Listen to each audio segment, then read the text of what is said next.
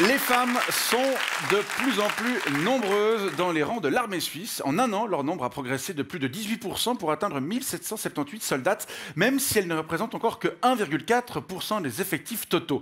Le Conseil fédéral entend toutefois voir cette progression se poursuivre ces prochaines années, par exemple en rendant obligatoire la participation des femmes à la journée d'information qui précède le recrutement, dans le but de compenser la baisse annoncée du nombre d'hommes dans les rangs de la Grande Muette. Ils sont en effet plus de 10 000 à la quitter chaque année avant leur libération ordinaire.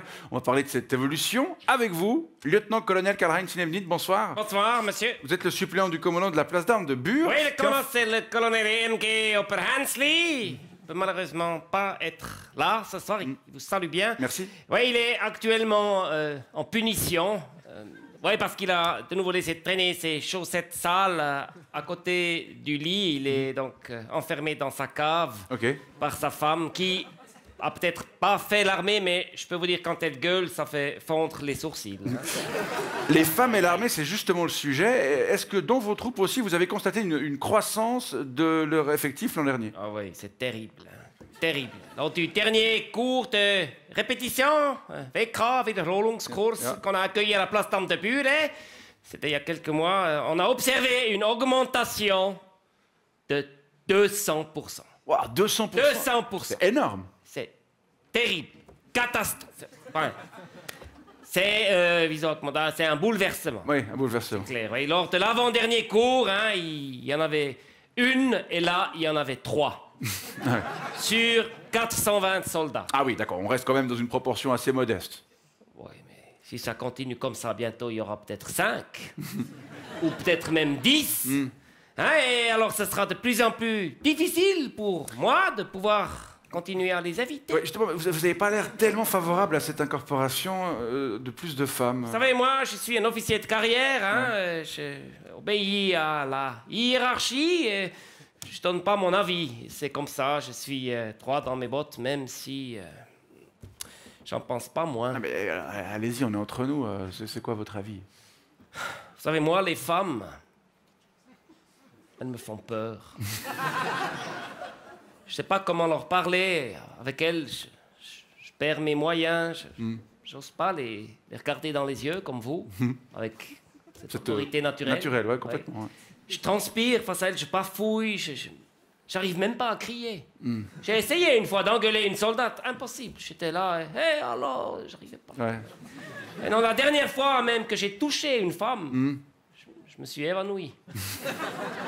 Ouais, non, intégrer plus de femmes dans l'armée, c'est comme faire entrer le loup dans la bergerie. Vous savez, moi, si j'ai choisi de faire instructeur, c'était justement pour être sûr d'en croiser le moins possible par rapport à la vie civile.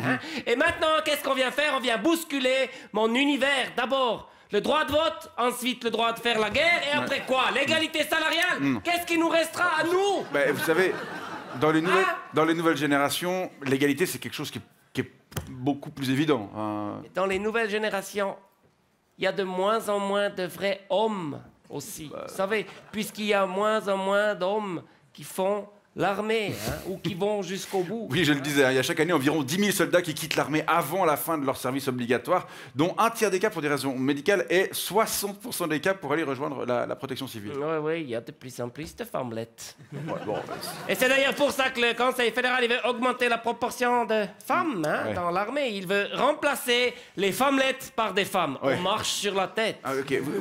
Vous avez quand même conscience d'avoir un discours un peu du siècle passé C'est normal, monsieur. Je travaille pour une institution du siècle passé.